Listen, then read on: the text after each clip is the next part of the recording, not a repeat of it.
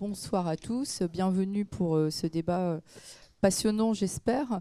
Je vais effectivement présenter brièvement les intervenants. Donc, Emmanuel Desmézières, vous êtes membre du COMEX d'ICAD et en charge du pôle promotion. Nicolas Ferrand, vous êtes directeur général de la Solidéo, qui est donc la société de livraison des ouvrages olympiques. On imagine bien que vous ne chômez pas en ce moment, c'est un peu la dernière ligne droite. J'ai lu quelque part que vous alliez livrer 89% des ouvrages d'ici la fin de l'année. 7 mois et 20 jours. Tous les jours le décompte. Et d'ailleurs, j'en profite pour annoncer que malheureusement, vous allez devoir nous quitter avant la fin du débat, enfin, un peu largement avant la fin du débat, vers 19h15, je crois. Donc, nous allons essayer de vous donner suffisamment la parole d'ici là pour que vous puissiez exprimer tout ce que le sujet vous inspire. Et enfin, Jean-Christophe Fromentin, bonsoir monsieur le maire. Vous êtes donc le maire de Neuilly, vice-président du département des Hauts-de-Seine. Mais vous êtes aussi, je le dis tout de suite parce que ça a un lien avec ce qui va suivre, administrateur de Paris La Défense et actuellement doctorant sur un sujet qui tourne autour des quartiers d'affaires. Vous aurez l'occasion d'y revenir. Alors, étant donné que c'est le sujet de l'année, je pense que c'est peut-être pas, enfin de l'année, du cycle en cours de l'Institut Palladio, je ne vais pas m'étendre sur les liens entre ville et nature qui ont toujours été un peu ambivalents, avec évidemment des phénomènes d'extension urbaine, d'exode rural, l'extension de la ville, vous me corrigerez si je me trompe, mais je crois que ça reste encore aujourd'hui le facteur principal d'artificialisation des sols, mais aussi une présence, enfin une aspiration des citadins vers une forme de nature qui a aussi pu évoluer au fil du temps, avec à une époque la mode des jardins ouvriers, mais aussi des cités-jardins, avec de plus en plus de citadins qui s'éloignent du centre-ville, mais qui en fait repoussent les frontières de la ville, qui deviennent un peu à la jonction en fait avec ce qu'on appelle aussi la campagne, qui est encore peut-être autre chose que la nature à proprement parler. Pour ce qui est de la présence de la nature en ville, il y a eu aussi des approches qui se sont succédées. D'abord une approche plutôt hygiéniste où on a chassé la nature de la ville, puis une approche que je qualifierais d'esthétisante avec vraiment un enjeu plus de décoration, d'esthétique, à l'aide d'espèces végétales notamment, pas forcément les mieux adaptées au climat et encore moins à l'évolution qui nous attend.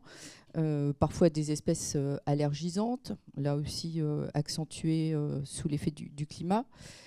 Et puis, ces dernières années, on a vu apparaître en fait cet enjeu autour du verdissement des villes, poussé, il faut bien le dire, avant tout par les enjeux climatiques, la fréquence des périodes caniculaires, la nécessité de lutter contre les îlots de chaleur urbains, et un peu plus récemment encore, les enjeux vraiment liés à la biodiversité, à la nécessité de ne pas rompre, voire de recréer, on va en parler, des corridors écologiques, y compris dans les zones urbanisées. Donc c'est tous ces sujets dont on va débattre ce soir, en essayant de voir comment ces enjeux sont pris en compte, à la fois dans le cadre d'événements et de programmes d'aménagement exceptionnels tels que le sont Paris 2024, mais aussi pour un élu à la tête d'une ville qui ne manque pas de nature, on y reviendra, donc, et à la fois sur des échelles spatiales et temporelles différentes. Comment tout ça en fait est pris en compte. Et bon, l'intérêt de la chose, c'est qu'on est à la fois effectivement responsable de cet aménagement exceptionnel qu'est Paris 2024 en la personne de Nicolas Ferrand, un promoteur immobilier particulièrement investi d'assez longue date sur ces thématiques-là. Et donc vous, en fait, vous proposez des solutions techniques, on va dire, pour parvenir aux objectifs. Et donc un élu, qui plus est, qui s'intéresse tout particulièrement au sujet. Donc, on va commencer par vous, Nicolas Ferrand. Comment est-ce que ces aménagements, qui sont donc en cours de réalisation, quasiment terminés, à l'occasion de Paris 2024, non seulement prennent en compte ces enjeux, mais on pourrait même dire contribue en fait à la politique environnementale du Grand Paris. De quelle manière vous gérez ce défi? Alors, les ouvrages olympiques, vous les connaissez. On a une somme d'ouvrages, on a 64 ouvrages, dont 2 grosses opérations d'aménagement dont on va parler. Mais en fait, il y a 2 autres sujets qui, à mon avis, contribuent énormément à la politique environnementale du Grand Paris et qui ne sont pas dans les 64 ouvrages auxquels on pense spontanément. Et il y a 2 très grands travaux qui sont réalisés à l'occasion des Jeux, qui vont fondamentalement changer l'environnement de Paris. Premier sujet, la baignabilité de la Seine. Je vous rappelle qu'à l'occasion des Jeux Olympiques, alors ce n'est pas un sujet Solidéo, mais c'est quand même des travaux que l'on fait, à l'occasion des Jeux Olympiques, la Seine va être baignable. La Seine va être baignable. C'est-à-dire on va retrouver un schéma 1910, voire même avant, où on pouvait se baigner dans la Seine. Et ça va créer un rapport, finalement, de la ville, des citadins, à leur fleuve, complètement différent de ce qu'il est aujourd'hui, où on peut ponctuellement, sur les canaux, se baigner.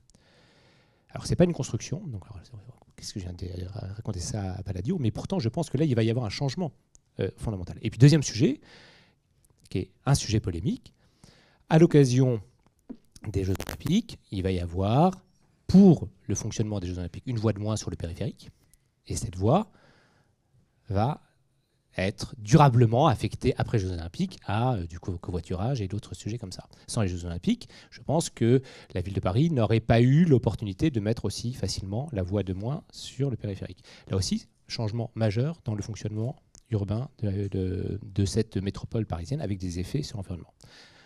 Là, on est sur 2 sujets connexes, dont un évidemment polémique, sur lequel je ne vais pas m'étendre, mais qu'il faut avoir en tête, parce qu'il n'y a pas que les constructions, il y a ces sujets d'infrastructure. Au niveau des constructions, on fait un certain nombre de constructions ponctuelles, on fait une aréna près de la Chapelle, des choses comme ça, la grande piscine en face du Stade de France, le centre aquatique olympique, on faisait ce genre de choses, et puis on fait 2 quartiers nouveaux, neufs.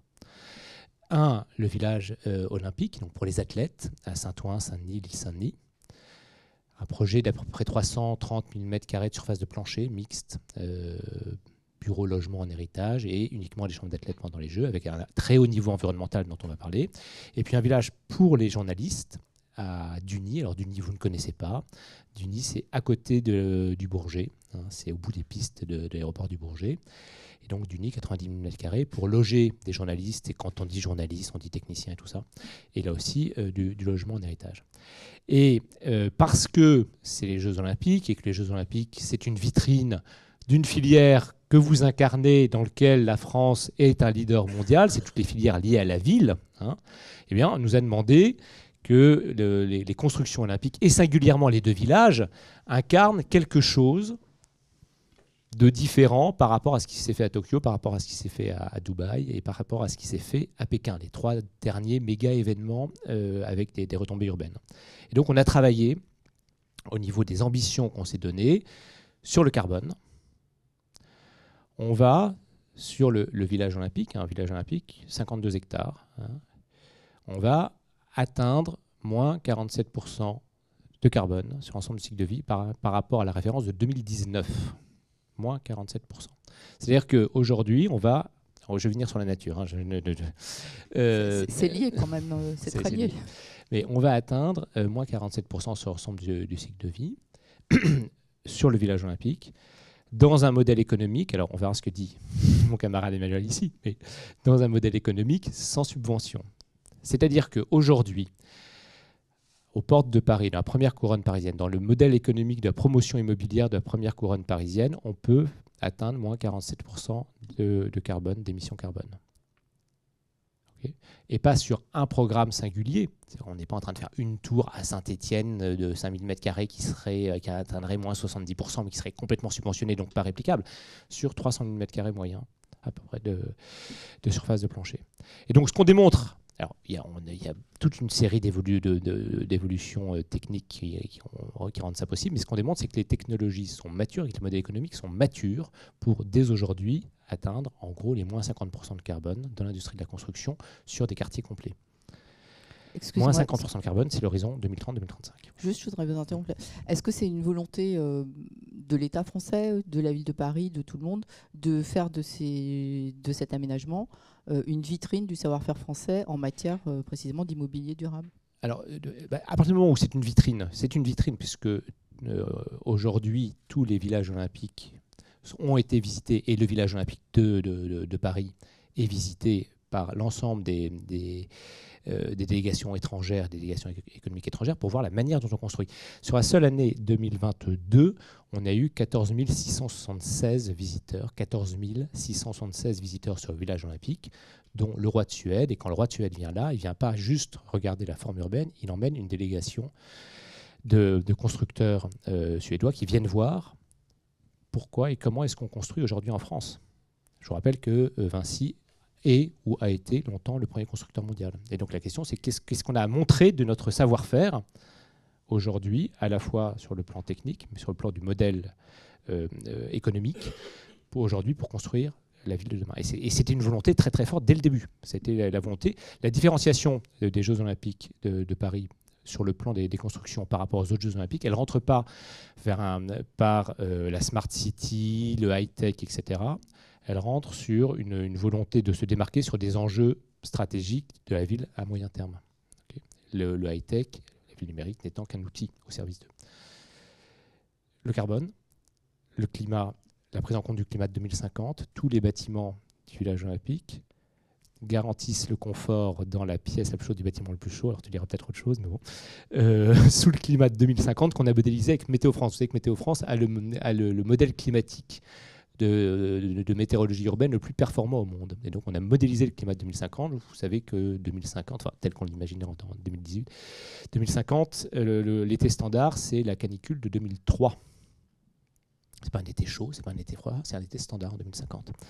Et donc la question qui nous a été posée, c'est comment est-ce qu'on crée un quartier complet qui soit agréable pour nos petits-enfants en 2050, sans climatisation. Parce que évidemment, si vous mettez la climatisation, le bilan carbone se casse la figure. Donc ça, on le démontre. J'imagine que tout le monde ici est au courant, mais enfin, peut-être préciser quand même que le village des athlètes, il a vocation à devenir un quartier d'habitation et de bureaux.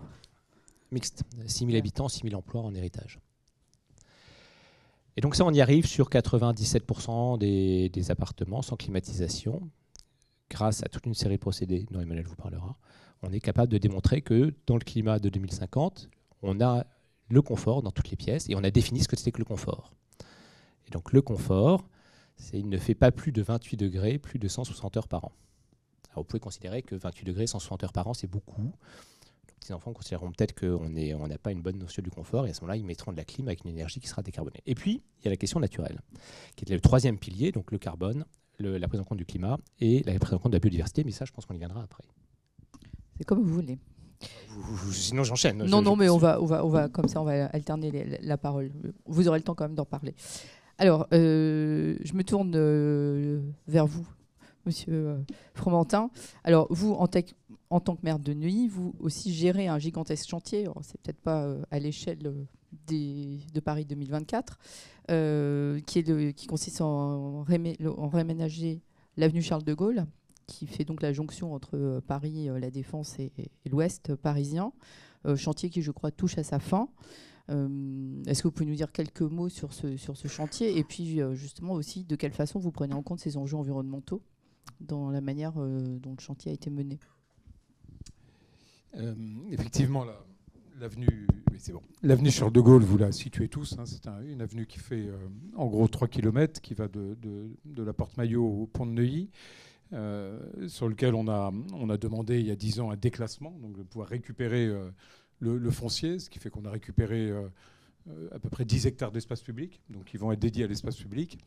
Et donc sur la base duquel on a pu se poser toutes les questions, puisque requalifier un tel espace, une telle avenue, en plus avec 140 000 véhicules par jour, donc une équation, un trafic extrêmement important, comment on peut à la fois créer un espace public, répondre aux enjeux climatiques qui ont été évoqués, mais sur la version voirie, et puis en même temps concilier avec un trafic qui ne va pas diminuer fondamentalement sur cet axe, puisqu'il est très structurant pour entrer et la sortie de Paris côté ouest.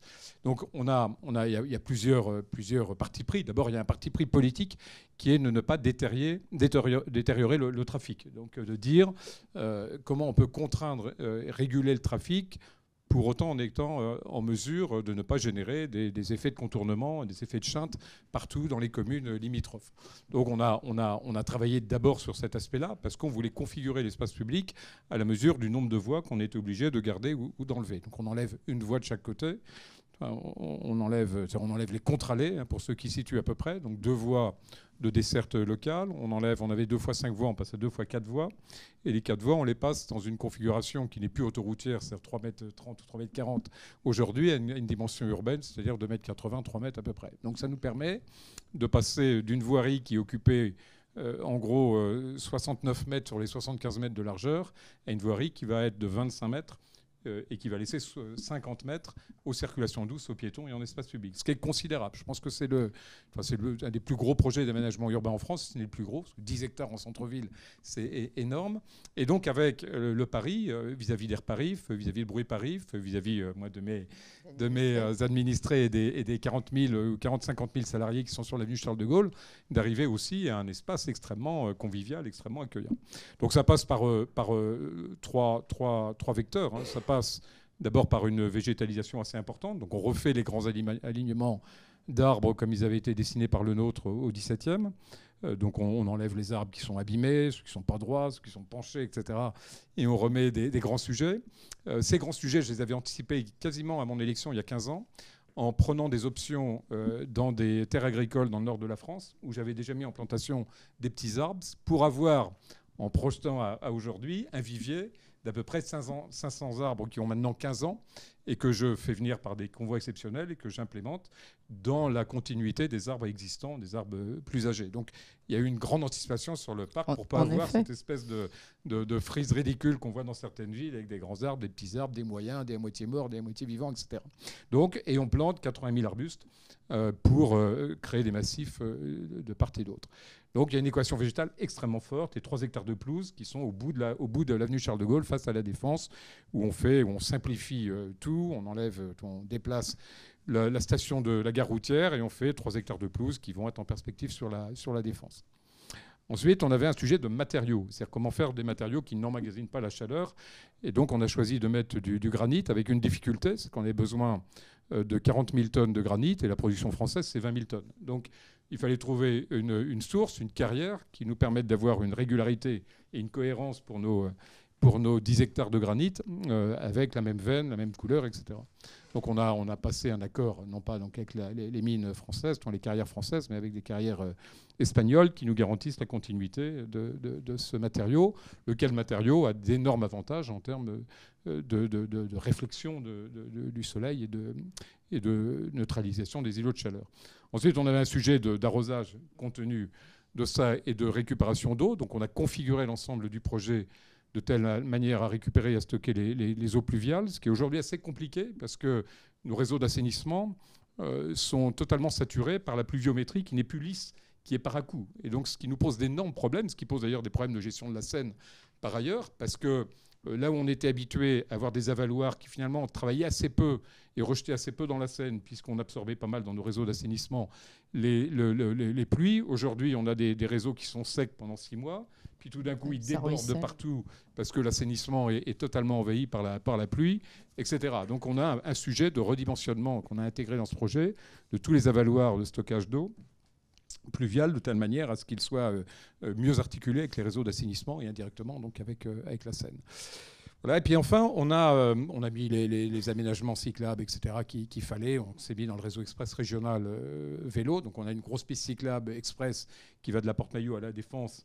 Et vous voyez aujourd'hui le trafic vélo, pour vous donner un chiffre, alors que la piste cyclable n'existe que partiellement. Donc le système est très brinque-ballant. On a quand même entre 7 000 et 10 000 vélos par jour. Donc on voit un trafic.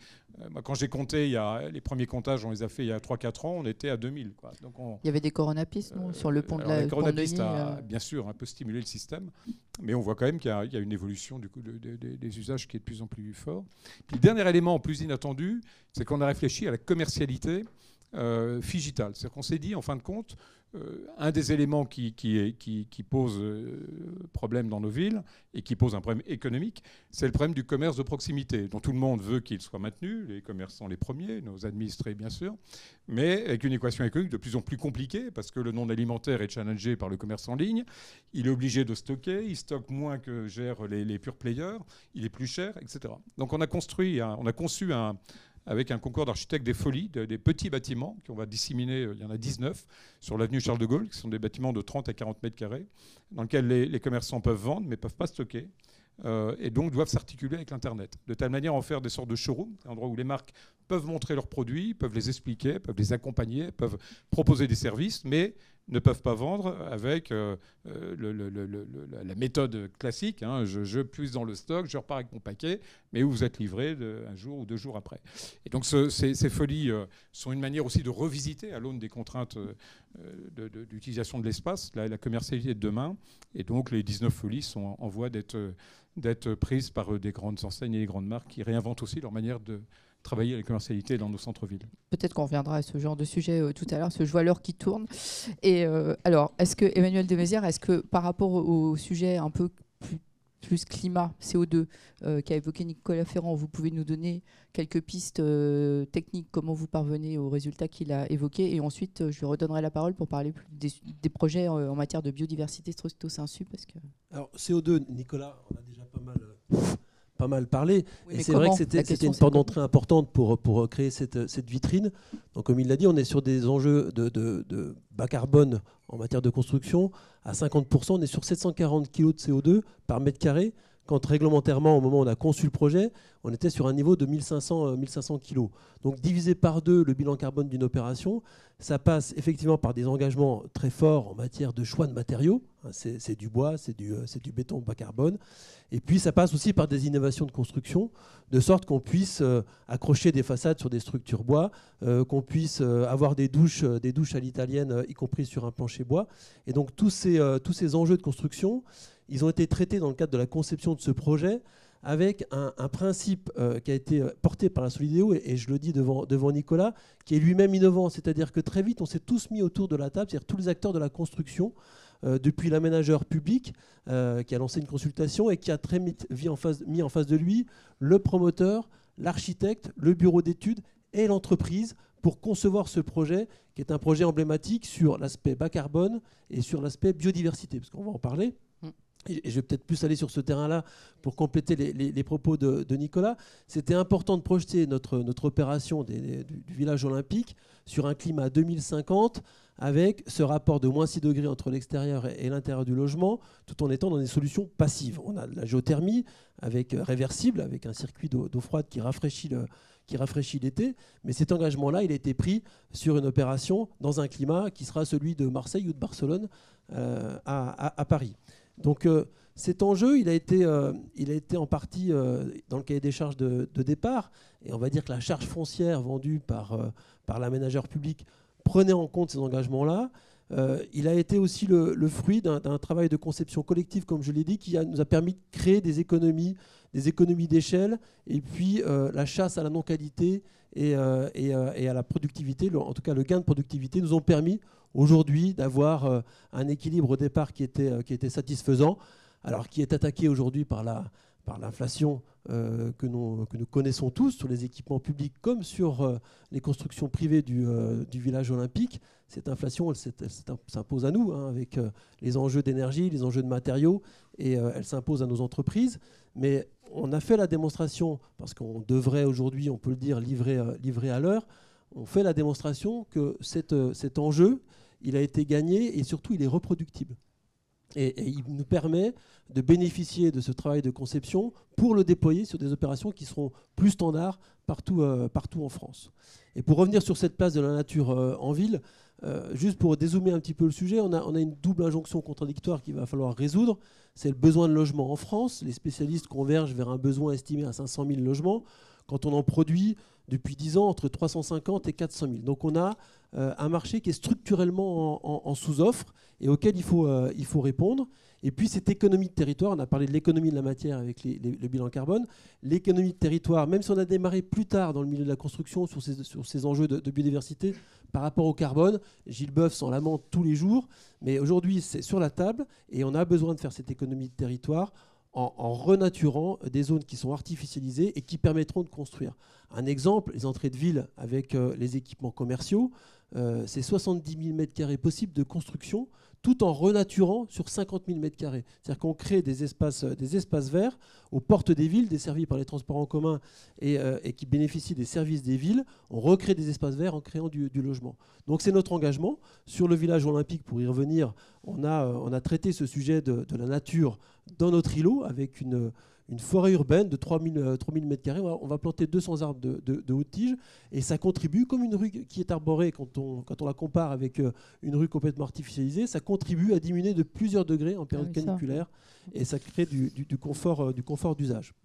Donc voilà, la nature en ville, c'est un besoin qui est devenu très prégnant suite à la crise sanitaire pour l'ensemble des ménages français. Il faut y répondre dans la ville. Donc est-ce qu'on parle de nature en ville ou est-ce qu'on parle de verdissement de la ville ? C'est un débat qu'on aura et qu'il faudra effectivement, il faut mettre les bons mots en face ces enjeux. Mais en tout cas, c'est très important pour les ménages qui vivent dans les villes. Merci beaucoup. Nicolas Ferrand, alors vous m'avez parlé quand on a préparé cette table ronde de projets d'aménagement de sites particuliers, de coteaux avec des dénivelés, etc. Enfin, ça avait l'air... moi, j'avoue, en tant que journaliste spécialisé sur ces sujets, j'ai beaucoup entendu parler des performances en termes de CO2 des projets de la Solideo. En termes de biodiversité, beaucoup moins. Et donc là, j'ai découvert ce que vous m'avez raconté, que vous allez nous raconter à tous, sur le fait qu'en fait, le site, il est coincé entre plusieurs réservoirs de biodiversité aménagés. Le village olympique, il se situe entre deux grands corridors de biodiversité, la Seine évidemment, et puis les faisceaux ferrés nord. Vous voyez le faisceau ferré, et on sait que les faisceaux ferrés structurellement sont des corridors de biodiversité. Et la question qui nous était posée quand on prend le sujet en 2017, c'est les 52 hectares sont complètement atrophiés. Il y a quelques platanes qui sont des arbres d'ingénieurs des ponts. Comme je suis ingénieur des ponts, je peux critiquer, mais c'est tout. Il n'y a pas un brin d'herbe. Et la question qui nous est posée, c'est comment est-ce qu'on recrée finalement un lien entre ces deux corridors de biodiversité et qu'on recrée un habitat au sens écologique du terme, tout en un habitat évidemment pour les humains, mais aussi un habitat pour les autres espèces. Alors, on a profité, j'avais deux idées différentes que je voulais partager. On s'était dit, on va partir parce qu'on a un coteau, le village olympique, à 20 mètres de dénivelé entre le haut, là où était le château des Rouen-en-Chabot, et le bas, qui est une plaine de marée. Et donc, on a un haut et un bas, ce qui pose des questions d'accessibilité, mais qui nous donne des opportunités uniques de créer finalement des habitats au sens écologique différents entre le haut, le coteau qui est exposé, et ensuite le bas. Donc on a recréé des sols, et on est parti du substrat. On a recréé des sols différents, chimiquement différents, puisque de toute façon il n'y avait rien, il n'y avait pas de nature, il n'y avait pas de vie, c'était des parkings et des entrepôts. Donc on a recréé des sols chimiquement différents en partant de toute la matière qui était présente sur le site, en la broyant, en l'envoyant se faire mélanger avec de la terre végétale et différents additifs, type engrais, mais vous savez que la composition des engrais, suivant ce que vous mettez, vous n'avez pas la même typologie de sol en termes de pH, etc. Donc on a préparé ces sols à Bruyères-les-Châtelles en 1995 et ils sont en train de revenir. Donc on a fait ça en 2018, 2019, ils sont en train de revenir. Et donc on est en train de recréer des sols différents avec un type de sol qui sera différent en bas, un type de sol qui sera différent du haut. Voilà. Une fois que vous avez des sols différents, vous plantez des choses différentes. On plantera à peu près sur les 52 hectares à peu près 1000 arbres de haute tige et à peu près 8000 arbustes et autres arbres. Et donc on va planter des végétaux différents, adaptés au sol en question, en se disant que du coup on va créer des milieux différents. Et à partir du moment où vous créez un milieu différent, vous espérez avoir une faune différente. Et on a fait des prescriptions qui s'appliquent, y compris au lot immobilier. La forêt urbaine d'ICAD, elle s'insère dans ce système global. Les bâtiments s'insèrent dans le système global. La toiture des bâtiments s'insère dans un système global qui a été pensé comme un écosystème complexe. Et un des enjeux qu'on a, c'est comment est-ce qu'on maintient la complexité de cet écosystème.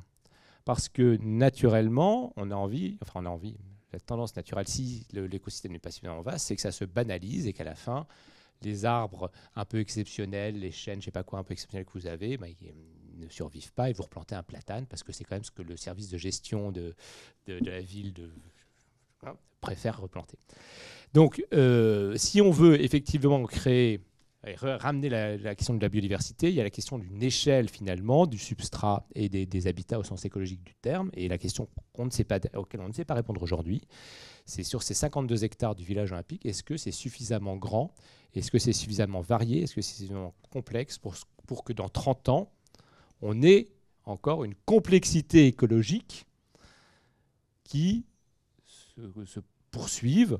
Ou est-ce que toutes les singularités qu'on aura pu mettre, est-ce qu'en gros, ce qu'on a planté sur le coteau ressemblera à ce qu'on a planté en bas ou pas? C'est ça notre question.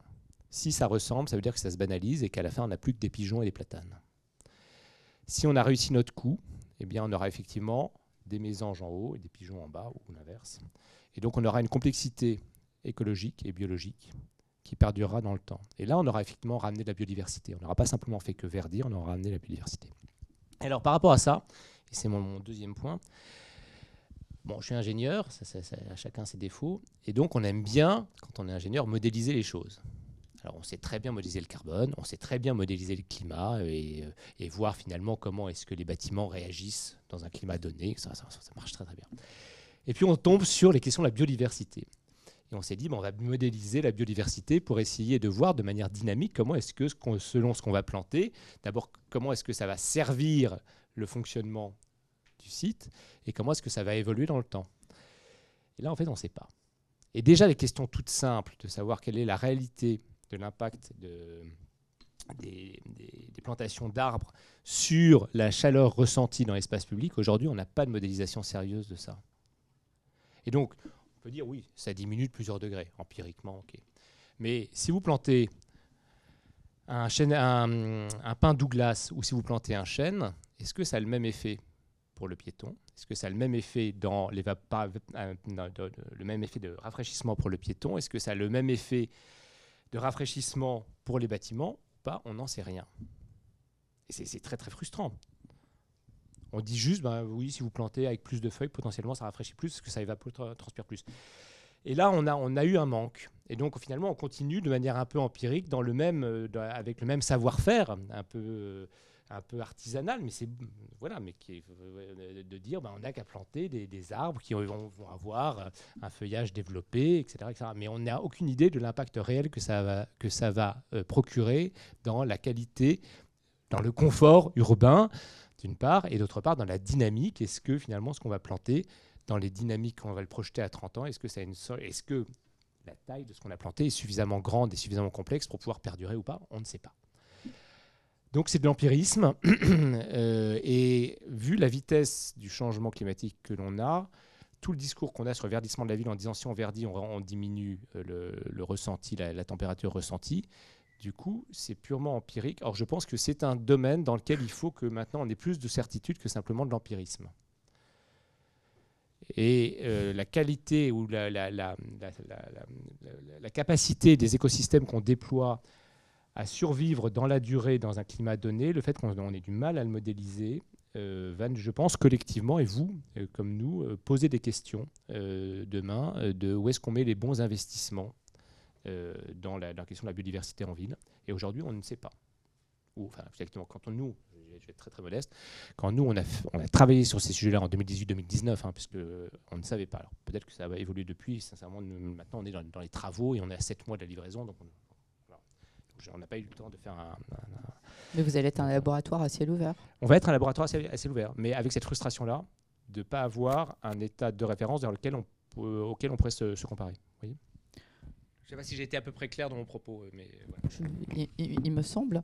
Mais vous avez quand même pris en compte le réchauffement climatique par rapport au choix des essences que vous plantez. Oui, bien sûr, mais ça évidemment, mais on le fait tous maintenant. Enfin, on plante des essences qui a priori devraient supporter le climat de 2050. Enfin, oui, enfin, mais c'est très récent. Là-dessus, Lyon, la ville de Lyon a fait des expérimentations formidables. Hein. Il faut voir ce que la ville de Lyon a fait. Puis ils ont créé là vraiment un laboratoire à ciel ouvert en plantant toute une série d'espèces variées, alors, avec des échantillons qui statistiquement sont suffisamment nombreux pour être valables, de manière à préparer leur plantation dans 50 ans. Oui. Donc ça on l'a fait, oui. Mais pour abonder dans le sens de ce que dit Nicolas, ce qui est un peu frustrant pour un promoteur qui fait des promesses. Le promoteur, il construit en état futur d'achèvement, donc il a des clients en face de lui et on leur montre ce qu'on va réaliser pour les loger. Et donc on aimerait pouvoir leur dire, on aura un abaissement de plusieurs degrés, 3, 4 ou 5. Et ça, on ne peut pas le dire. Par contre, c'est quand même très important. On le fait très bien sur le carbone, la mesure, parce que le bilan carbone, aujourd'hui, il est très précis. Il est en phase de conception, on le vérifie en phase d'exécution. C'était plus compliqué sur la biodiversité. Pour autant, on a avec le coefficient de biodiversité surfacique homogénéisé, aujourd'hui un outil qui est reconnu et qui permet de se mesurer. Parce que si on veut progresser, on ne peut pas le faire en étant à l'aveugle sur les conceptions qui sont liées à ces enjeux de biodiversité. Bon, donc il faut mesurer, éviter, et après on arrivera à réduire et à compenser. Expliquer un peu ce que c'est que ce coefficient surfacique. C'est un calcul en fonction des surfaces de pleine terre, des épaisseurs de pleine terre quand on est sur dalle, des épaisseurs de terre quand on est sur dalle, des espèces plantées. C'est un calcul qui a été défini par le CSTB et qui est aujourd'hui reconnu et donc qui fait loi en la matière. Et ce calcul permet de se comparer d'une année à l'autre. Et donc nous on a pris chez ICAD l'engagement sur tous nos projets. En 2022, on a été à plus de 50% en biodiversité positive, c'est-à-dire qu'on améliore la situation entre l'état initial avant le projet et puis la livraison après le projet. Une fois sur deux, on améliore la situation. On vise 75% en 2026 pour être à 100% en 2030. Donc, aussi imparfait soit-il, ce coefficient nous permet de mesurer notre performance à nous. Commercialement, je ne vous cache pas que c'est plus compliqué à vendre et on préférait pouvoir dire, voilà, avec ce qu'on a conçu au pied de votre immeuble et sur votre jardin, parce qu'en fait, ces déclinaisons-là, elles passent par le quartier, elles passent par la copropriété, mais elles passent aussi par le logement, avec ce besoin d'espace naturel. Et pour que les ménages abandonnent le rêve de la maison individuelle pour venir vivre en ville sur des zones qui permettent de préserver les espaces naturels et de lutter contre l'étalement urbain, il faut qu'on leur donne toutes les commodités attendues des maisons individuelles. Et pour ça, il faut un espace extérieur sur lequel on puisse vivre, c'est-à-dire poser une table, mettre une jardinière économe en eau qui puisse permettre d'avoir des végétaux pour se protéger du soleil et des riverains. Et donc tout cet enjeu, c'est de pouvoir le transformer dans un discours d'engagement et de promesse que l'on tiendra évidemment avec des degrés à la clé. Et pour l'instant, on n'en est pas là. J'ajoute juste une chose, si je peux me permettre. Je vous en prie. Il y a une question de gestion que j'ai esquissée, quand même une question de gestion. Est-ce qu'aujourd'hui, tu es prêt à expliquer à tes futurs acquéreurs que l'ensemble des espaces ne va pas être fauché? Et ben, la question se pose. Est-ce qu'on est prêt à accepter le fait qu'on voit des lézards ou des bêtes pas très sympathiques, finalement, devant le bâtiment? La question se pose. Et inversement, est-ce qu'on est prêt à expliquer aux écologues que si, en fait, on va quand même faucher, mais peut-être moins? Donc il y a un double discours à apporter, un discours de gestion vis-à-vis des futurs gestionnaires, un discours d'acceptation d'une nature qui n'est pas nécessairement la nature idéale des géraniums par rapport aux futurs acquéreurs. Alors on a un outil qu'on a mis en place ensemble sur le village olympique, qui est l'ORE, c'est l'obligation réglementaire environnementale. C'est-à-dire Ouais. c'est comme une servitude en fait, c'est comme une servitude foncière qui est attachée donc à la propriété sous acte notarié et qui engage chacun des copropriétaires et la FUL qui les représente à garder en fait ces engagements de biodiversité au travers des plantations et de l'exploitation et de l'entretien qu'on en fait.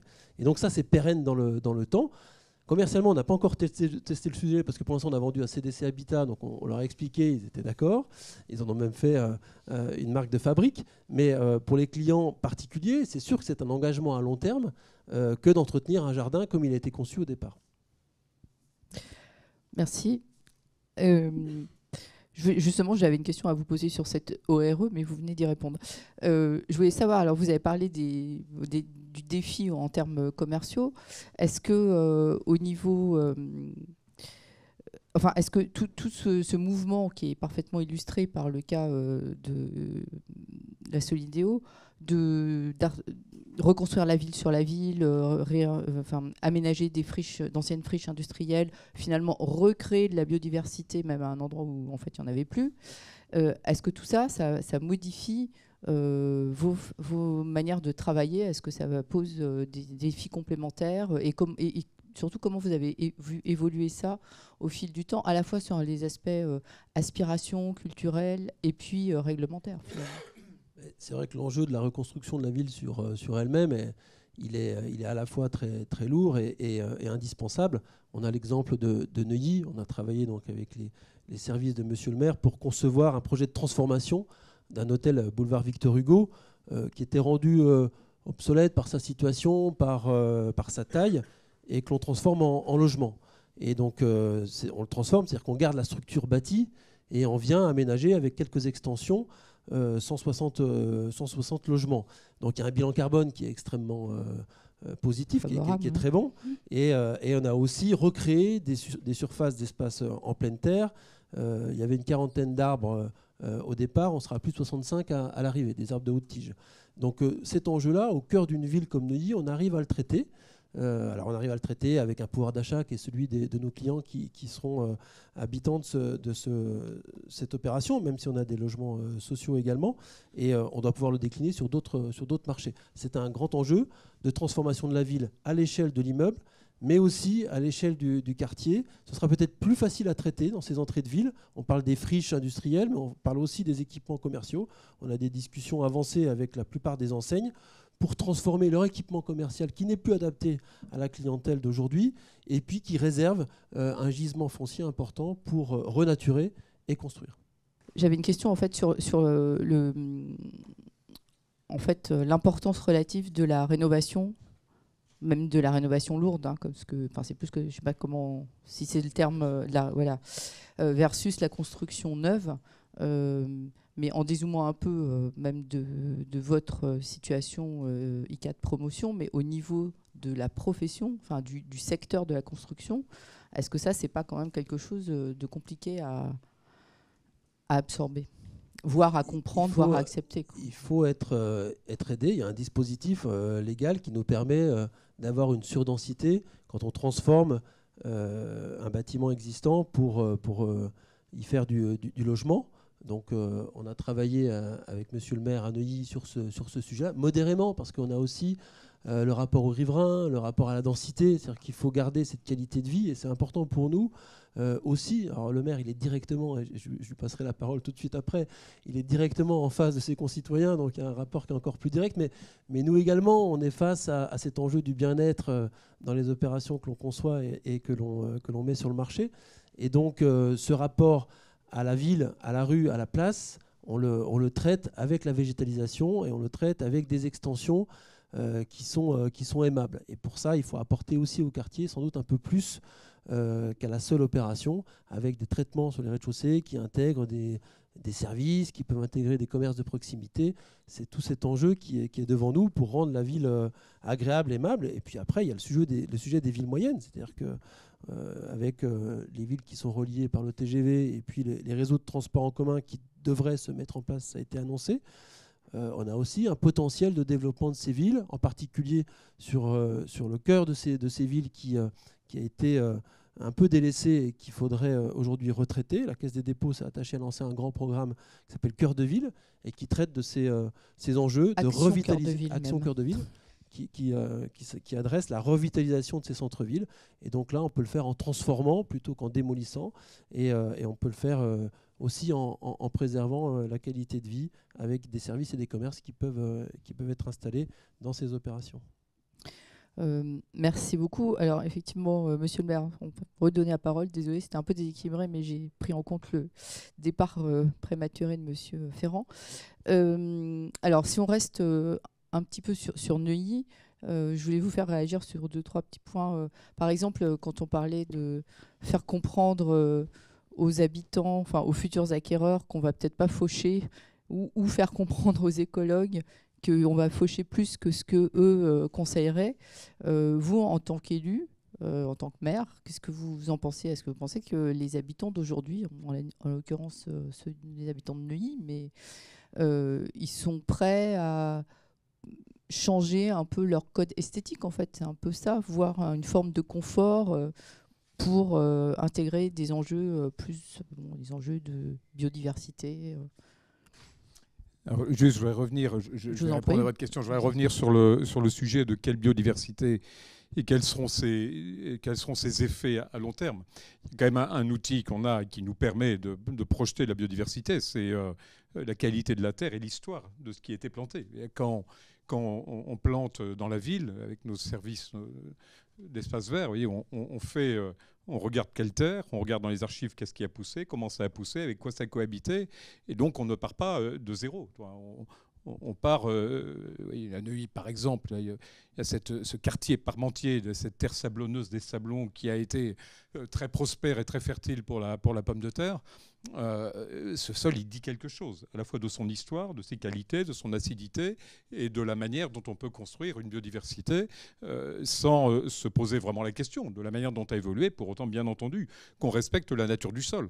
Quand vous creusez très profond, vous mettez un terreau enrichi d'engrais et là vous pouvez mettre n'importe quoi, tout poussera, mais vous pouvez vous poser la question, comme l'a très bien, comme ça a été dit tout à l'heure, de comment ça va évoluer, parce que la terre va se régénérer avec de la terre naturelle, et donc ce qui a été bon pendant 10 ans ou 20 ans ne le sera pas forcément au bout de 20 ans. Donc la régénération d'une végétation dans nos villes, elle se fait à partir d'un patrimoine de terre, un patrimoine naturel. Et si on va contre le patrimoine naturel, bien entendu, on aura cet effet de standardisation qui a été évoqué. Si on respecte ce patrimoine naturel, on ne l'aura pas. L'indice qu'on voit très vite prospérer, c'est les insectes. C'est-à-dire que nous, on le voit... On mène une politique de végétalisation depuis mon élection en 2008. Mon leitmotiv, tel que je l'avais expliqué à nos équipes techniques, c'était je ne voulais pas des jardins dans la ville, mais la ville dans un jardin, puisque historiquement Neuilly est une ville qui était dans un parc, le parc d'Orléans. Et donc, on a gardé cette philosophie, c'est-à-dire de dire, voilà, c'est une ville qu'on pose délicatement dans un jardin, et ce n'est pas des jardins qui viennent finalement jalonner l'urbanisme. Et donc, cette nuance est très importante, parce que toute notre approche, en fin de compte, en matière à la fois d'urbanisme et de végétalisation est faite avec cette philosophie qui, pour ceux qui viennent à Neuilly, peuvent le comprendre. Vous avez des contremassifs sur les trottoirs, donc massif contre massif, pour traverser finalement une zone végétalisée. Vous avez comme ça toute une série d'outils qu'on a déployés dans des cahiers normatifs qui, à la fois respectent l'historique de la Terre, respectent la biodiversité et viennent s'inscrire dans un format esthétique. Alors, moi, j'ai pratiqué un peu cette question que vous évoquez. Quand j'ai été élu, il se trouve qu'on a été exproprié de serres qu'on avait à La Défense. Nous, on n'a pas de foncier disponible à Neuilly, donc toutes nos équipes, nos jardiniers, nos trucs étaient à La Défense, là où vous avez aujourd'hui l'U-Arena, puisque l'U-Arena, c'est un terrain de la ville de Neuilly.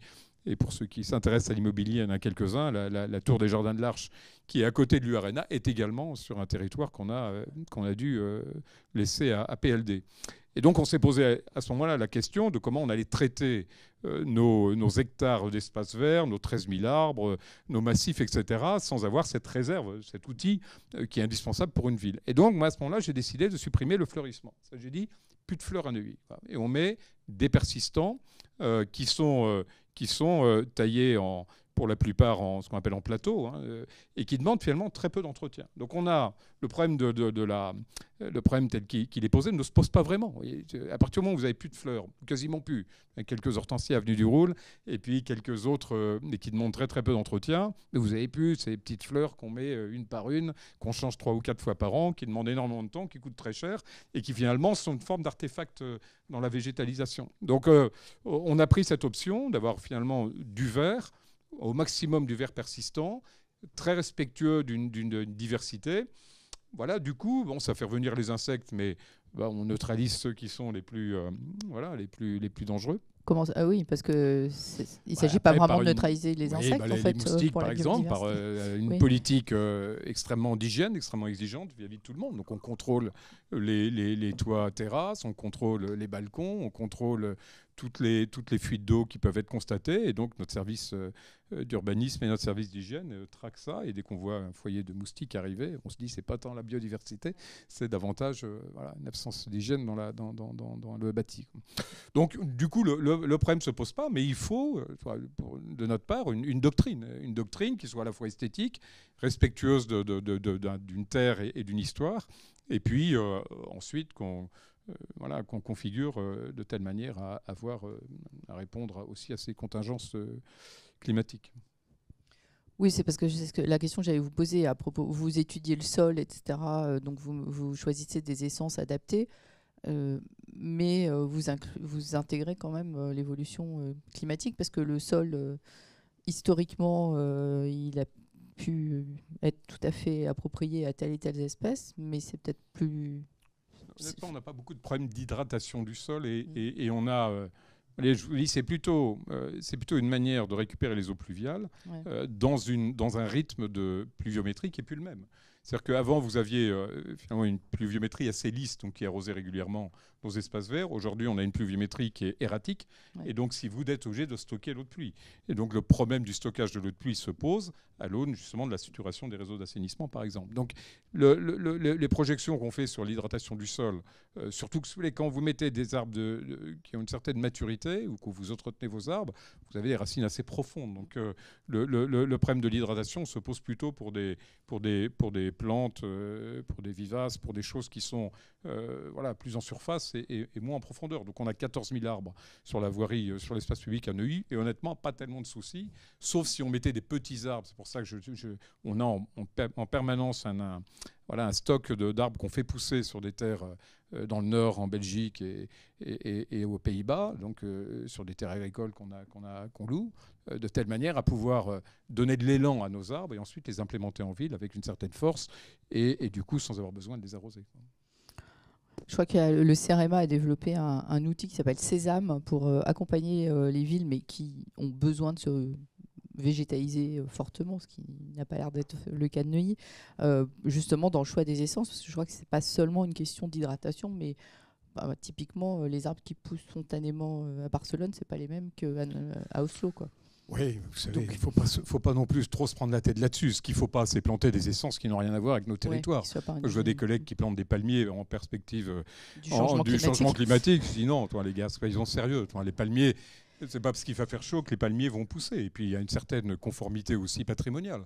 Donc, je pense qu'au contraire, il faut faire extrêmement attention à cette idée de nature en ville qui amène les uns et les autres à projeter des choses qui n'ont pas vocation à être en ville dans nos villes. Voyez, on a en revanche des arbres ou des plantes qui sont sujets à la pollution ou qui sont sujets à des structures racinaires qui sont contraintes parce qu'on a encore une fois toute une série de réseaux dans le sol et qui ont besoin d'une pleine terre différente. Donc, voilà, après, c'est devenu une espèce de thématique, la nature en ville, que moi, vous l'évoquiez tout à l'heure, avec lequel j'ai un peu de mal, parce que, en fin de compte, laissons la nature où elle est, laissons les gens profiter de la nature là où la nature est naturelle.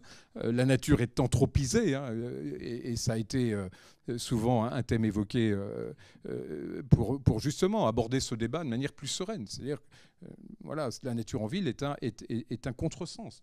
En revanche, remettre des essences qui ont une histoire dans nos villes, le distribuer et diminuer la densité. Parce qu'en fin de compte, on corrige aussi des dérives en voulant faire cette compensation nature bâtie.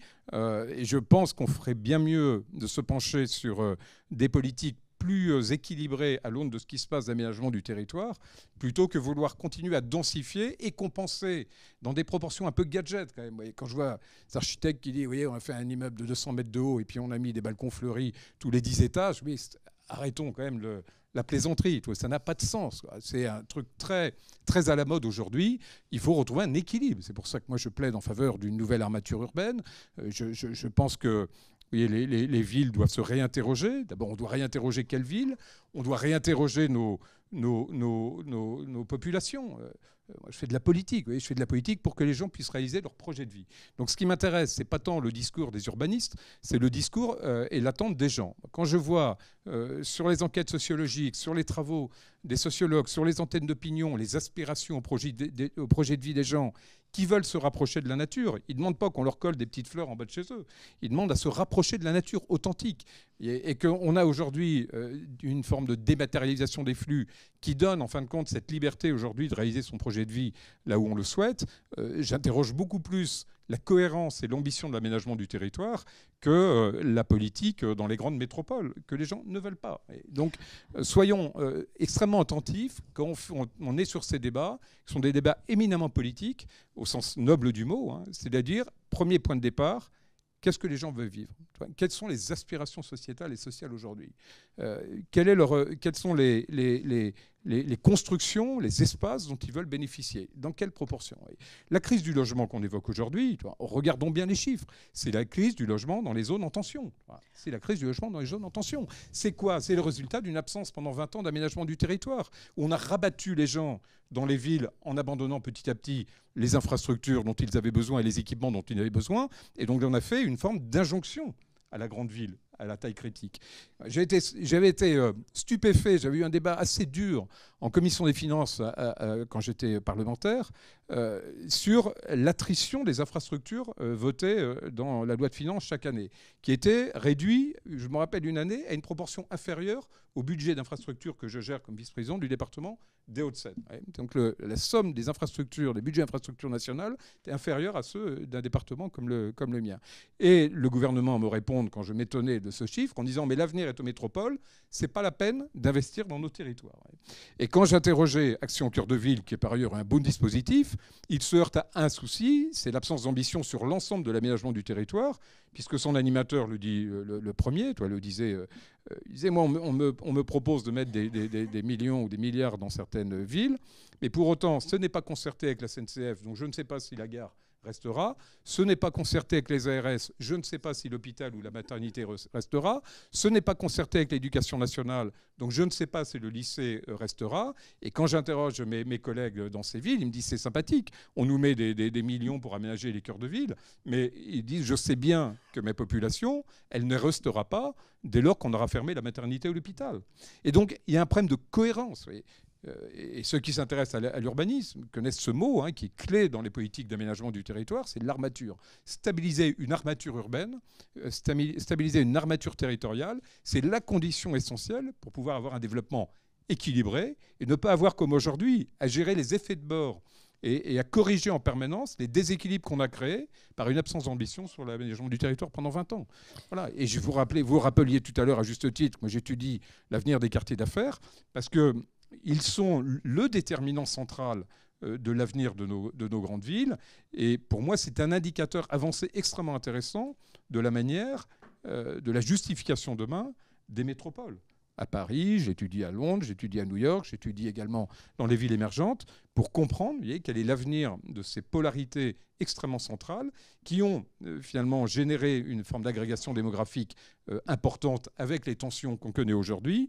Et si ce déterminant demain faiblit, s'il s'appauvrit, s'il fléchit, s'il s'effondre, on aura une remise en cause de cette hyperdensité et on aura un alignement à la fois d'une revendication sociétale qui est finalement se libérer de cette injonction hyper concentrée et on n'aura pas de justification économique. Et en plus, on aura une impasse climatique, environnementale, parce que je peux vous dire, malgré, et merci à tous de faire des efforts sur les matériaux, etc., mais c'est quand même un combat qui est très compliqué. Si on ne rééquilibre pas, honnêtement, c'est un combat perdu. Et pour finir, vous voyez, la tension dans laquelle on est quand on est maire, c'est une injonction gouvernementale à l'hyperdensification. Moi, on me reproche tous les jours de ne pas densifier davantage. Mais si vous voulez, il n'est pas question, et dans le PLUI qu'on est en train de faire avec mes collègues de 11 communes, vous voyez, on se bat contre la densification parce que c'est totalement à rebours des aspirations sociales. Et donc, quand on fait de la politique, on cherche des compromis, mais on a quand même comme point, comme pierre d'angle, la manière, la satisfaction de la manière dont les gens veulent vivre. Eh bien voilà, sans mauvais jeu de mots, vous m'avez coupé l'herbe sous le pied. Je voulais introduire ce sujet qui est un peu un deuxième sujet par rapport au premier à la première partie de nos échanges. Vous, en fait, vous reprenez l'injonction d'Alphonse Allais, qui est pas de mettre de la nature en ville, mais d'installer les villes à la campagne, parce que l'air y est plus pur. Non, Ça n'est pas que pour ça, c'est Non. parce que vous considérez que les métropoles ne correspondent plus aux aspirations sociétales actuelles. Moi, si vous voulez, dans mes travaux, je travaille sur l'idée que l'urbanité ne sera pas consubstantielle de la ville. C'est-à-dire que demain, je pense qu'on pourra les uns et les autres avoir un mode de vie urbain sans pour autant qu'il soit lié au fait d'habiter en ville. Et donc, quand je regarde un peu l'histoire, c'est en fin de compte, l'histoire des villes est construite comme ça. Vous avez tous lu Braudel, qui a vraiment théorisé beaucoup là-dessus aussi, en disant la ville, elle est prospère à due proportion de la prospérité du territoire qui l'entoure. C'est-à-dire que la ville qui veut capter la prospérité au détriment des territoires qui l'entourent est une ville qui n'a pas d'avenir. D'ailleurs, ça c'est aussi en termes climatiques, par exemple. Je me souviens, il y avait une étude sur Paris change d'air, ERE, il y a quelques années, qui montrait de manière évidente que sans les espaces, les forêts précisément, tout ce qu'il y avait en Île-de-France, on ne pouvait pas, par exemple, atteindre la neutralité carbone, évidemment, et sans parler de la souveraineté alimentaire et ce genre de choses, bien évidemment. Emmanuel Desmézières, vous avez peut-être des choses à répondre parce que il y a quand même les enjeux de zéro artificialisation nette, il y a les enjeux de logement dont vous avez parlé, et il y a les enjeux dans tous les cas de figure qu'aujourd'hui les métropoles, elles existent, elles sont denses, elles sont peuplées, et on peut peut-être quand même essayer d'améliorer la situation actuelle tout en ne se fermant pas les portes pour demain. C'est pas l'un contre l'autre. Il y a des objectifs de court terme, et puis il y a une vision de long terme. Et pour moi, tout ce qui est fait, encore une fois, dans nos villes, dans nos PLU, sur notre voirie, avec les promoteurs avec lesquels on travaille, va dans le sens de cette amélioration de l'équation climatique et de la qualité de vie. Mais ça ne doit pas nous affranchir d'une réflexion un peu stratégique sur le long terme, à l'aune d'ailleurs des durées d'investissement que vous devez faire. C'est un peu ça le sujet. Dans nos infras et vous dans vos projets. C'est vrai que sur le sujet du terme, nous, on est un industriel du logement. Donc notre vision, elle est à 10 ans. Notre investissement, il est dans ce délai-là. Et sur ces 10 prochaines années, moi, je vous rejoins sur l'attractivité des villes moyennes. Avec le programme Cœur de Ville, on travaille à Briançon, on travaille à Morlaix, on travaille à Cahors, et donc à Laval. Et donc, ce sont des villes où on n'allait pas il y a 10 ans pour faire de la construction de collectifs. Et on y va maintenant avec les mêmes enjeux bas carbone qu'ailleurs, et avec une production de logements qui doit permettre aux ménages d'y vivre dans de bonnes conditions et peut-être dans de meilleures conditions qu'en métropole. Mais sur cette échelle de 10 ans, on a aussi plein de choses à faire en Île-de-France, en intégrant ces enjeux de rapport à la nature. Et là aussi, c'est vrai qu'il faut une forme d'humilité quand même. C'est-à-dire que on ne va pas régler le problème de la biodiversité et de la disparition des espèces en construisant. Notre engagement, si déjà il arrive à traiter le sujet des îlots de chaleur, ce sera déjà beaucoup. Et notre ambition, elle est là, c'est d'abaisser le niveau de température dans les villes pour les rendre plus confortables. Et c'est quand même, jusqu'à maintenant, là où on trouve la culture, la santé et l'éducation. Et donc, cette granulométrie, après, elle peut diminuer. C'est-à-dire qu'on peut aller sur des villes de 100 000 habitants plutôt que sur des villes de 300 ou 400 000. Mais on a aussi des beaux projets à faire. Moi, j'ai en tête celui que l'on porte avec François Demazière à Versailles sur la caserne Pion. C'est une caserne qui était polluée, qui était artificialisée sur 19 hectares. On renature 12 hectares pour créer 600 logements avec une ferme nourricière sur 2 hectares. Donc on arrive à faire de la ville. Et la densité, elle aurait pu être un peu plus forte, mais on est en co-visibilité du château, mais on aurait eu la même qualité de vie pour les gens qui habitent et les gens qui sont riverains, avec 1 ou 2 étages de plus. Donc on arrive à faire de la ville jardin dans des sites et des agglomérations qui sont par ailleurs très bien desservis par les transports et puis qui bénéficient de tous les services.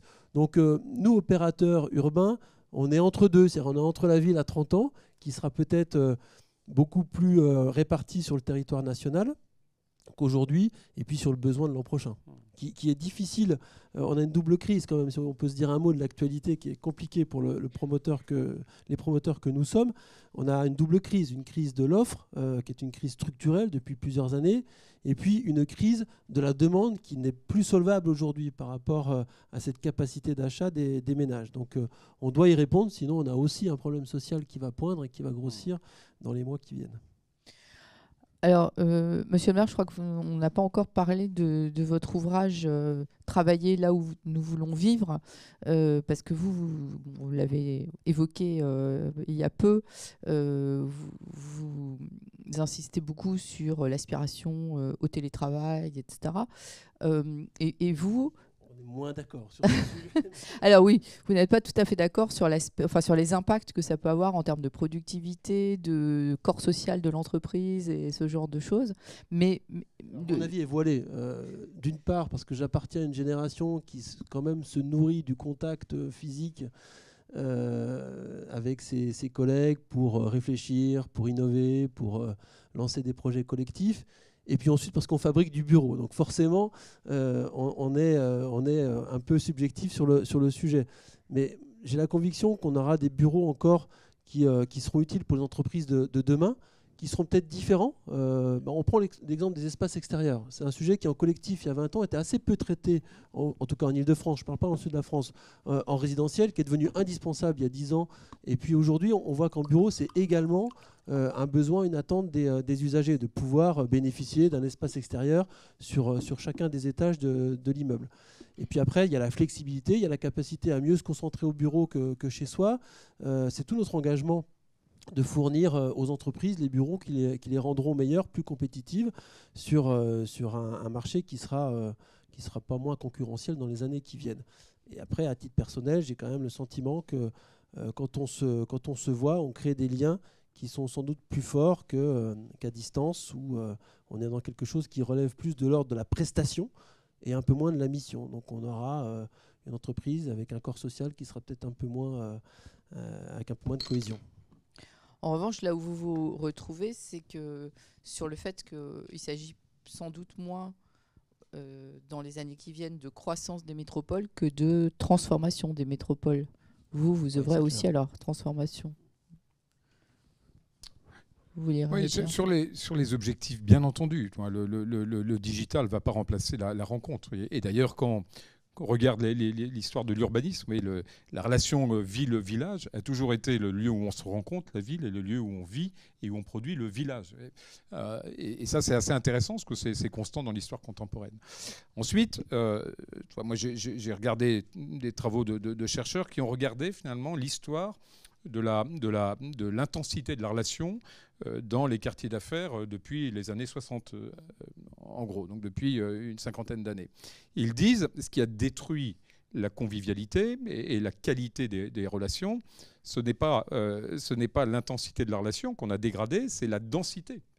Et notamment deux outils, le flex office et les messageries internes. C'est-à-dire que, bien entendu, quand on est ensemble dans un bureau, dans une configuration conviviale et confortable, il y a de l'échange.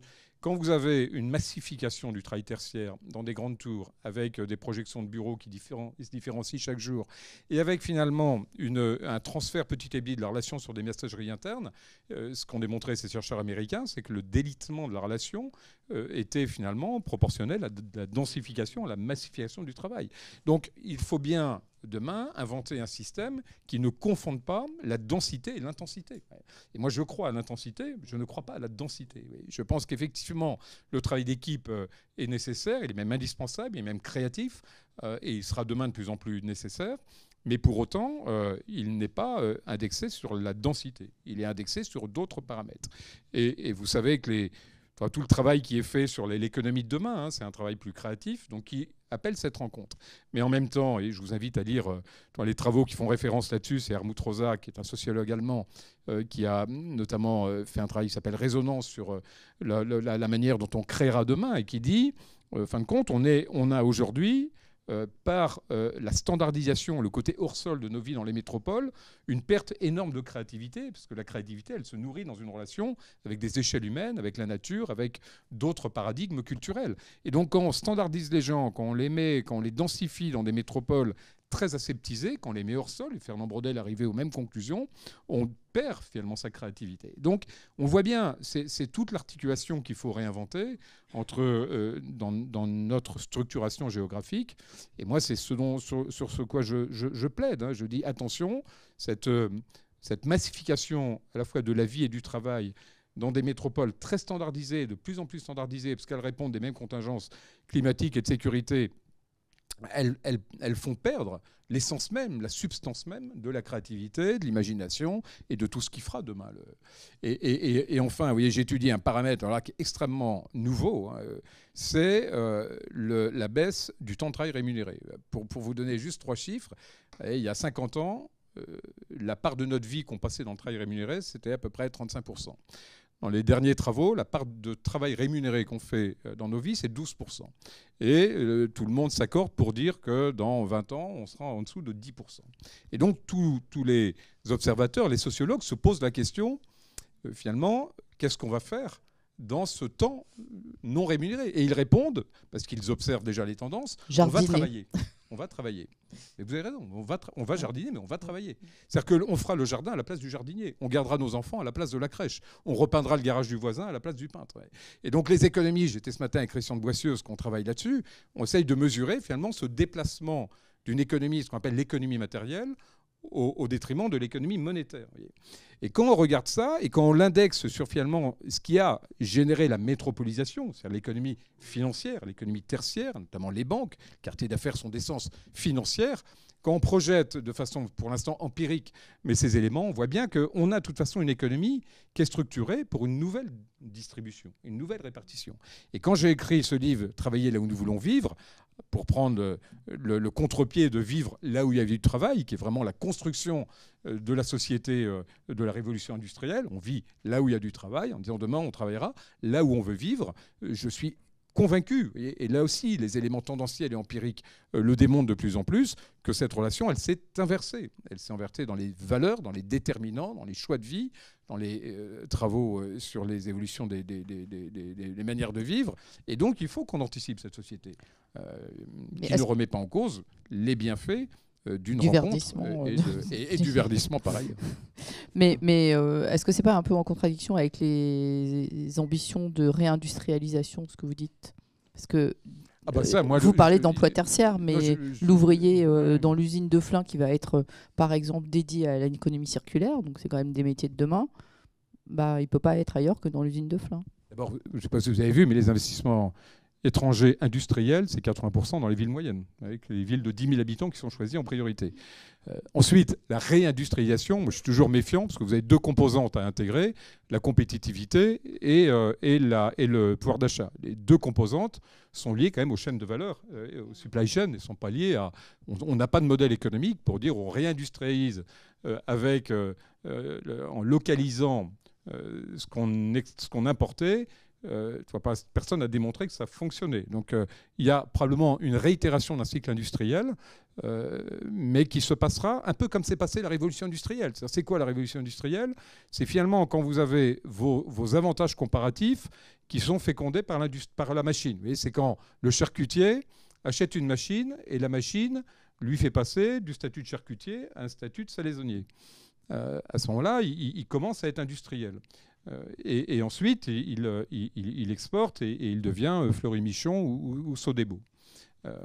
Aujourd'hui, ce qu'on voit, c'est que ces chaînes de valeur industrielle, elles ne seront pas remises en cause. Encore une fois, et le débat sur le pouvoir d'achat en France ou le débat sur la compétitivité viennent confirmer que c'est vain d'imaginer que demain, on va relocaliser une activité avec les prélèvements obligatoires qu'on connaît en France. Pour autant, vous voyez, quand un charcutier utilise des outils d'innovation actuels parce qu'il a un produit qui est atypique et qui va pouvoir, à flux tendu, l'exporter, le vendre, et qu'un touriste de passage dirait « j'aime bien vos rillettes, est-ce que vous pourriez m'en envoyer régulièrement parce que je voudrais en avoir toute l'année ?» Là, vous avez un véritable sujet de relocalisation ou de localisation d'une activité industrielle, mais qui répond aux normes du XXIe siècle. Donc, vendu dans une folie le long de l'avenue Charles de Gaulle.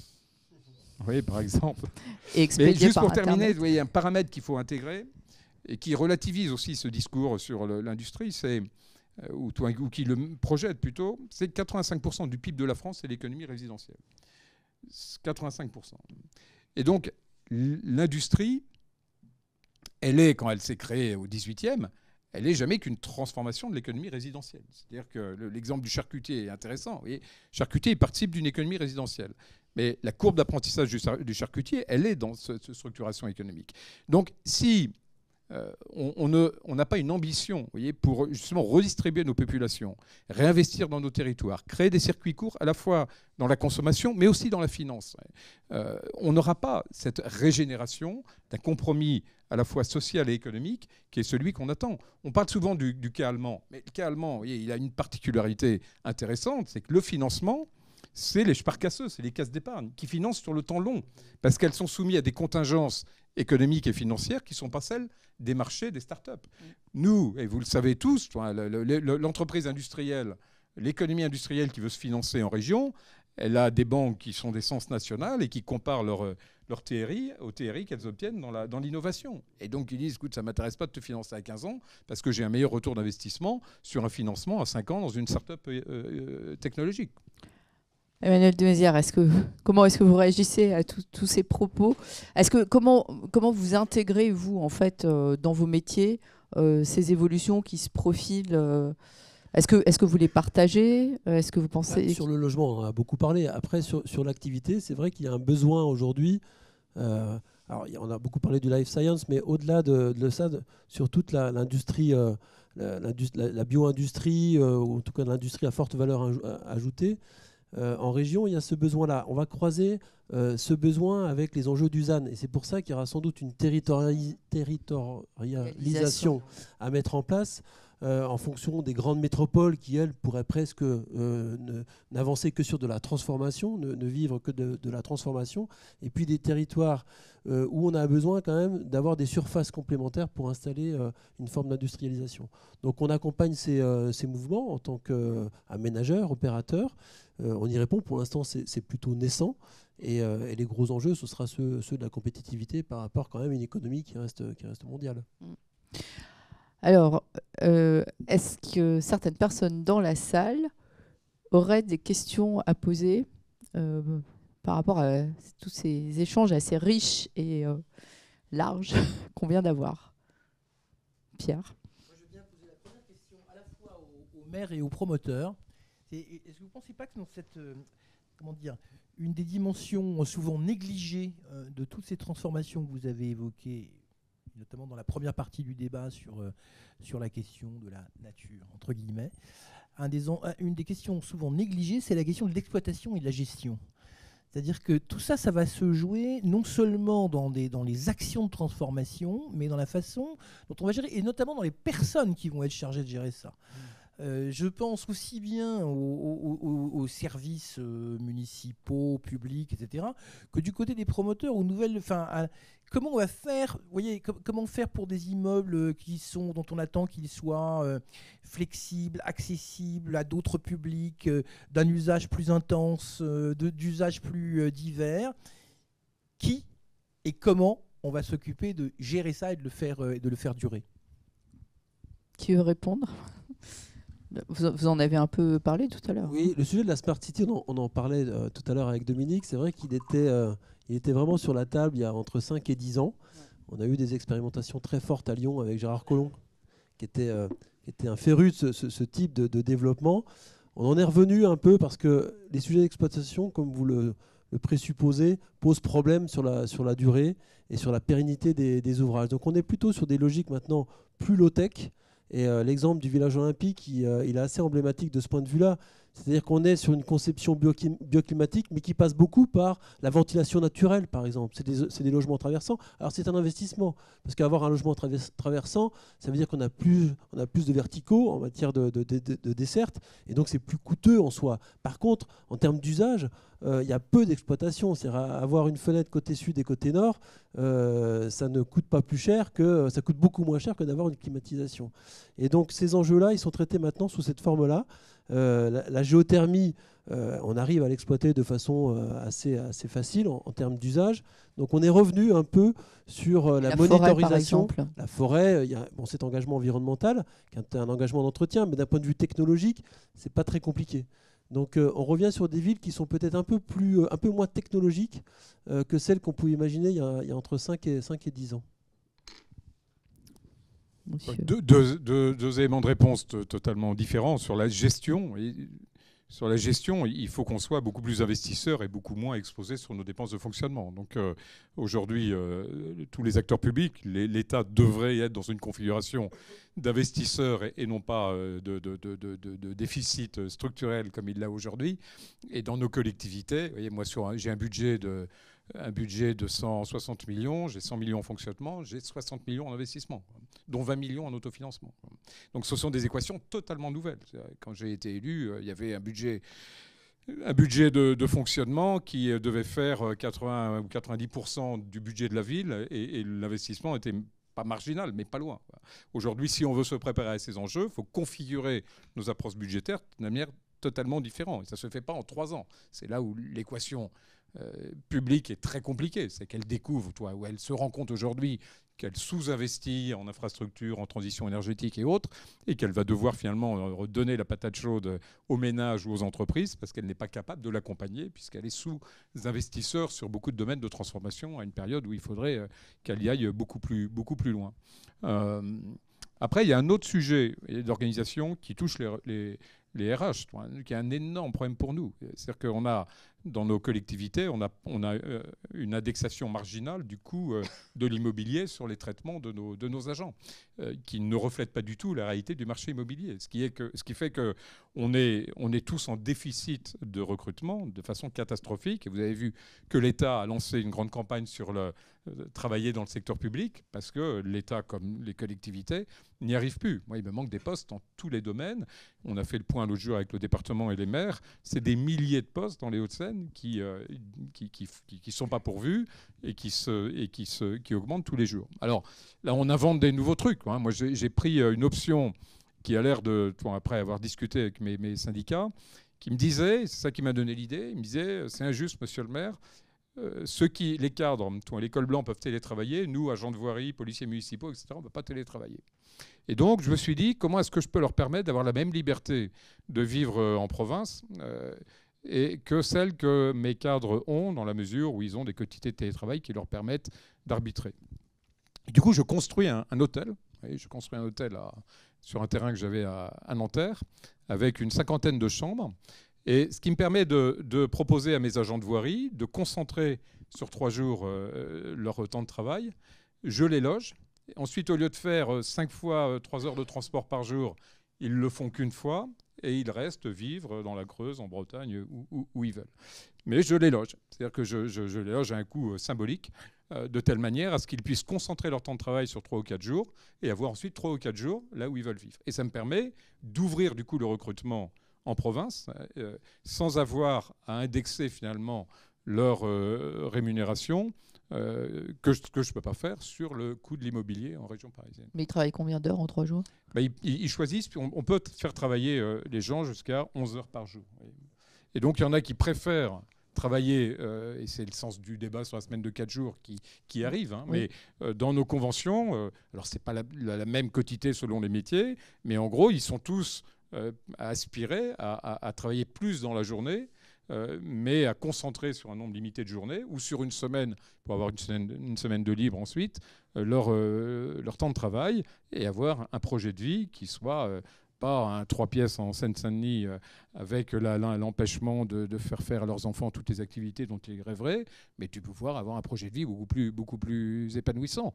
Et surtout, vous voyez, les transports. Moi, j'ai des ATSEM dans les écoles, des ATSEM, vous savez, et donc la rémunération est très limitée et on n'a pas de marge de manœuvre.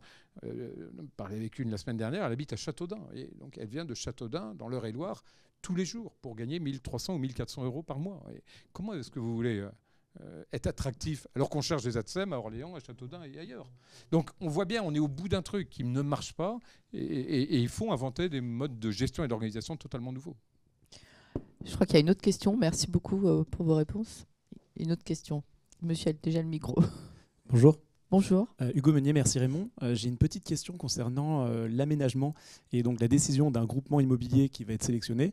Comment vous, en tant que maire, vous réussissez à avoir des critères pour vous assurer que le projet sera réellement réalisé d'un point de vue des ambitions autour de la nature? Alors, d'abord, comme vous savez que tout est compliqué chez nous, les critères, on les a par le SDRIF, par le SCOT, par le PLUI, et puis par 36 000 normes qu'on nous impose aujourd'hui. Donc à la fin, les critères, on n'en manque pas. Et parfois, il faut s'y retrouver parce qu'ils sont contradictoires. L'exercice qu'on fait en ce moment de lecture en parallèle du SCOT et du SDRIF, le SCOT étant le schéma de cohérence territoriale métropolitain, le SDRIF étant le schéma directeur de la région Île-de-France, je vous assure, est un travail de déconstruction et de recherche de convergence qui est assez puissant. Et on fait en même temps notre PLUI avec, là aussi, un débat. Et on a en plus toutes les normes que vous connaissez, qui sont les normes environnementales, le fameux décret tertiaire à mettre en œuvre et à anticiper petit à petit, les normes de sécurité, incendie et autres. Donc on a des critères. Ensuite, on va regarder beaucoup la solidité finalement de l'opérateur. Parce que la complexité, la créativité, et ICAD le sait bien mieux que moi, qu'on impose finalement aux acteurs qui travaillent sur nos territoires, on doit se poser la question, est-ce qu'ils sont en capacité, en matière d'ingénierie, en matière d'expérience, en matière de rapport de force aussi avec leurs fournisseurs, à finalement assurer la complexité des critères qu'on va leur imposer par la force des choses. Et donc ça amène à être très regardant sur les constructions, les expériences, les bilans de ce qui a été promis et effectivement réalisé dans d'autres circonstances. Donc voilà, les choix des opérateurs se font beaucoup à l'aune de leur solidité, de leur ingénierie et de leur expérience. Une autre question. En complément sur le métier de promoteur en France, qui n'est pas un métier spéculatif, contrairement à d'autres pays où par la nature, on a un système administratif, la VFA en France, qui protège à la fois le promoteur, c'est-à-dire le partenaire en développement urbain des élus, et le client qui est sûr d'avoir son appartement à la fin, même si le promoteur dépose le bilan. Donc ça change complètement la nature de la relation en France. C'est-à-dire qu'on n'est pas sur un métier de coût. On n'est pas là pour faire un coup. Et dans n'importe quelle ville de France... Un coup avec un P. Avec un P, oui. Et donc, on est dans ce rapport pérenne. Alors, au-delà du permis de construire qu'il faut respecter, au-delà des actes de vente qu'il faut respecter vis-à-vis de nos clients, qui nous donnent quand même un encadrement déjà assez précis, on a cette relation de confiance à faire perdurer en tant qu'industriel sur la durée. Oui, Dominique. Mathieu Garot, Fondation Palladio. Je triche parce que normalement, je n'ai pas le droit de poser de questions, mais je voudrais rebondir quand même sur ce que disait Hugo. Et Nicolas Ferrand parlait tout à l'heure de démarche empirique. Il n'est pas là pour vous répondre. Non, mais déjà, merci à tous les deux de participer à ce débat. Est-ce qu'on parle d'opérateur, mais l'opérateur, il n'est pas tout seul. Est-ce qu'on n'est pas dans une nouvelle coalition d'acteurs à associer des expertises différentes, des regards différents? Parce que tout à l'heure, il a parlé du schéma classique. Un maître d'ouvrage, un maître d'œuvre. Enfin, ils ont aussi parlé de mettre tout le monde autour de la table pour la première fois. Tout le monde, est-ce que c'est tout le monde avec les acteurs classiques ou est-ce que c'est tout le monde aussi avec des chercheurs, on a parlé d'écologues tout à l'heure, avec des acteurs comme Merci Raymond, et je fais un clin d'œil à mon ami Hugo. Mais voilà, c'est dans la conception au départ, quelle place pour la nature dans la préparation et l'aménagement du Grand Paris, est-ce qu'on est toujours avec des acteurs classiques? Ou est-ce que... Emmanuel, vous travaillez avec d'autres acteurs, par exemple, ou est-ce que, monsieur le maire, vous travaillez avec d'autres acteurs différents, notamment dans le monde de la recherche? Non, pas particulièrement. Et, on a déjà les associations à gérer, qui, pour certains, viennent du monde universitaire. Oui. Et le monde de la recherche, voilà, il aurait besoin aussi un peu de se frotter de temps en temps à la réalité des responsabilités. Je pense que c'est pas tant, vous voyez, dans les tours de table que se fait cette hybridation des savoir-faire, des connaissances et des expériences. C'est quand même beaucoup dans nos parcours, vous voyez, parce que on a trop en France, en particulier. Ouais, le chercheur, il est chercheur toute sa vie, donc il cherche toute sa vie, très bien. Mais l'homme politique, et vous en savez quelque chose, il fait carrière dans la politique, il démarre comme assistant parlementaire, et puis un jour il est élu, et puis il fait toute sa vie là-dedans.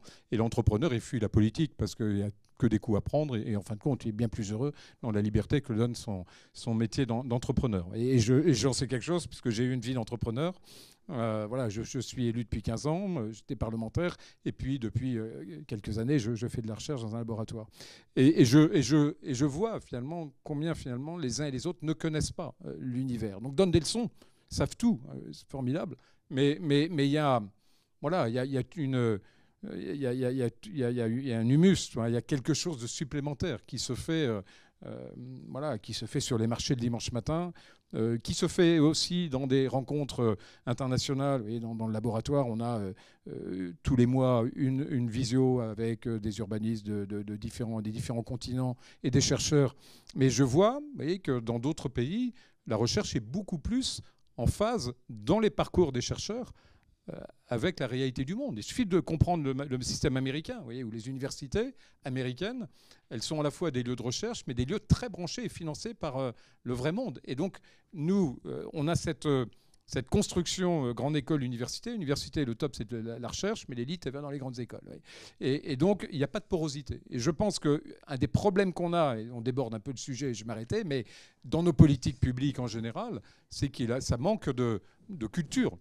Manque de culture entrepreneuriale dans les mairies, ça manque de culture de confrontation à la vie publique dans les centres de recherche, ça manque probablement d'application dans les centres de recherche. On est quand même le pays où on fait le plus de recherche fondamentale et l'application se fait dans les pays où les levées de fonds sont plus faciles qu'en France. Ouais. C'est quand même terrible d'être obligé de perdre le bénéfice d'une recherche fondamentale qui est extrêmement bien faite en France, mais que finalement, quand on arrive à un certain niveau de solutions, on va les appliquer dans des universités américaines ou en Chine, à Singapour ou ailleurs. Et donc, on a quand même un problème de silos, de couloirs trop hermétiques les uns des autres qui font qu'aujourd'hui, je ne suis pas convaincu, et moi je n'ai jamais fait l'essai, mais de mettre dans un projet d'urbanisme des chercheurs, des associations, des élus et des entrepreneurs, on passera des très bons moments, mais l'atterrissage, je doute. Alors, on a atteint à peu près l'heure impartie, enfin l'heure et demie impartie. Je vais laisser Emmanuel Desmézières peut-être répondre à cette interpellation. Sur le rapport avec le monde de la recherche. Chez nous, encore une fois, nous sommes industriels, il s'inscrit plutôt dans la durée et sur des sujets d'acculturation des équipes et de positionnement stratégique. À ce titre, on finance la chaire de Carlos Moreno à Paris-Sorbonne. Et donc, il a alimenté notre réflexion, notre positionnement stratégique qui on se veut être un acteur de la transition écologique autour des enjeux du bas carbone et de la place de la nature en ville, et puis ceux du logement pour tous. Donc la ville du quart d'heure, par exemple, elle a nourri un certain nombre de nos projets. Et sur le village olympique, c'était une consultation qui portait sur à la fois des engagements de constructifs, mais aussi sur la partie héritage, comment allait vivre ce quartier, quelle identité on allait imprimer à cette opération, et comment on allait créer de la qualité de vie à un endroit où il n'y avait pas grand-chose à part des terrains pollués. Et donc à ce titre-là, on s'est entouré effectivement dans l'équipe de Carlos de jeunes étudiants, et lui-même nous a aidés à concevoir le bon projet. Mais c'est quand même assez ponctuel. Donc on est plutôt dans le monde de la recherche sur une relation de long terme. Après, on a des nouveaux partenaires qu'on n'avait pas il y a quelques années. On a parlé des écologues, par exemple. On travaille beaucoup avec CDC Biodiversité sur le rapport à la nature qui, au-delà de l'aspect ornemental, qui était le seul point d'entrée il y a quelques années, il faut se le dire, en matière de promotion, c'était la nature qui vient décorer en fait le bâtiment. Là, on essaie d'aller plus loin, en particulier sur les enjeux de rafraîchissement, mais au-delà. Et donc, on a besoin de spécialistes qui nous entourent. Et puis ensuite, sur les sujets d'usage, voilà, comment est-ce qu'on fait vivre un immeuble et comment est-ce qu'on apporte. Et ça, c'est aussi pour aider les maires à nous délivrer des permis de construire, parce qu'ils sont face à une opposition qui est quand même souvent brutale maintenant, en plus amplifiée par la caisse de résonance des réseaux sociaux. On a besoin de leur donner des arguments pour dire c'est bon pour la ville, c'est bon pour vous, et vous allez être pendant 2 ans un peu embêté par la poussière et le bruit des camions, mais au final, vous allez bénéficier, grâce à cet immeuble, d'un service supplémentaire, d'un commerce supplémentaire. Enfin, il y a des choses à mettre en place, et pour ça, on a besoin de s'entourer de spécialistes, et donc c'est de plus en plus des équipes complètement mixtes, et les architectes, je parle devant Brigitte Métra, intègrent aussi ces compétences-là dans leurs propres équipes pour faire de la ville qui soit plus complexe et qui réponde aux grands enjeux de demain. Merci beaucoup, merci à tous les deux. On a un petit peu débordé du sujet qui était, je le rappelle, quelle place pour la nature dans la préparation de Paris 2024 et dans l'aménagement du Grand Paris. J'espère néanmoins que ces échanges vous auront intéressé. Merci de votre présence et de votre intérêt. Excellente soirée à tous. Merci.